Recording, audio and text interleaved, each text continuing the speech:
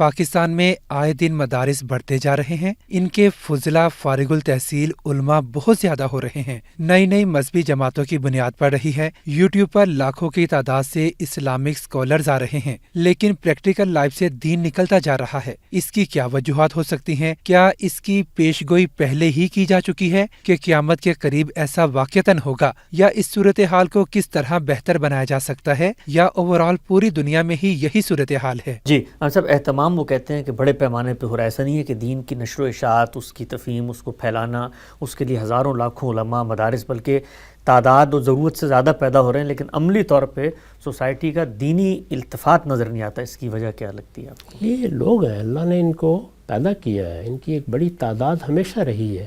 اللہ تعالیٰ نے انسان کو ارادہ و اختیار دیا ہے، یہ فیصلہ اس نے کرنا ہے کہ وہ کس چیز کو قبول کرتا ہے۔ تو اللہ تعالیٰ نے یہ دنیا بنائی اسی اصول کے اوپر ہے، یہاں خدمت کی جائے گی، لوگوں کو دین بتایا جائے گا، پیغمبر بھی آ کے یہی کرتے ہیں۔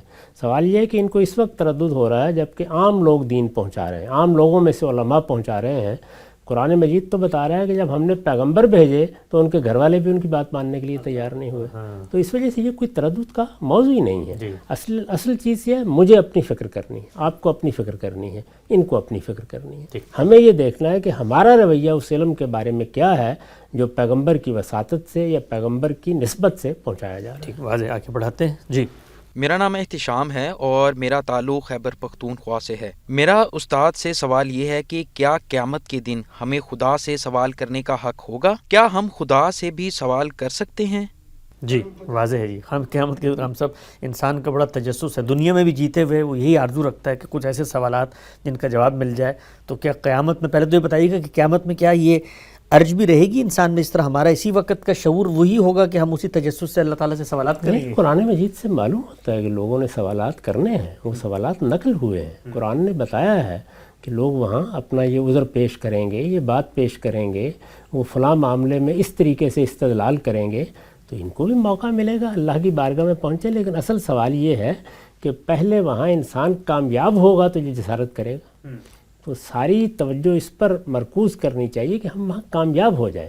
کامیاب ہوں گے تو بشارت ملے گی، اللہ تعالیٰ کی بارگاہ میں حاضر ہوں گے، ملاقات کا موقع ملے گا، تو یہ سب حاصل ہوگا تو اس کے بعد کوئی سوال کرنے کی نوبت آئے گی۔ بالکل ٹھیک، آخری سوال بھی لے لیتے ہیں۔ جی السلام علیکم ورحمۃ اللہ وبرکاتہ۔ وعلیکم السلام۔ میرا نام دیدار حسین ہے، میں کراچی پاکستان سے بات کر رہا ہوں۔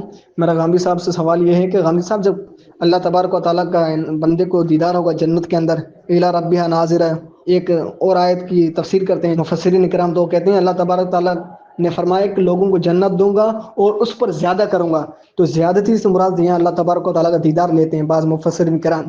تو کیا جب قیامت کے دن اللہ کا دیدار ہوگا تو دیدار وہی اسی چیز کا کیا جا سکتا ہے جو کہیں جگہ کے اندر ایگزسٹ کرتی ہو یا کسی وقت کے اندر؟ تو کیا اللہ تبارک و تعالیٰ کسی جگہ یا وقت کے اندر ایگزسٹ کرتا ہے؟ اگر کرتا ہے تو کیا یہ مقدمہ ہمارا باطل نہیں ہو جائے گا کہ اللہ تبارک و تعالیٰ سبحانہ و تعالیٰ من جہات ستہ اور ٹائم کے سے پاک بھی ہے اور تمام جہات سے پاک ہے اللہ تبارک و تعالیٰ؟ سوال واضح ہے۔ جی ہم سب دیدار ہوگا تو پھر تو حاضر وہ موجود اس ہوگا۔ کائنات کا خالق ہے، وہ اپنا دیدار کرانا چاہے گا تو وہ وسائل کا محتاج نہیں ہے، وہ کرا دے گا۔ اس کو اس زاویے سے دیکھنا چاہیے، یعنی ذات باری نے فیصلہ کرنا ہے کہ وہ اپنی ملاقات کا اہتمام کریں، تو ہم عاجز بندوں کے لیے اہتمام کریں گے تو ظاہر ہے کہ اس کے اسباب بھی پیدا کر دیں گے۔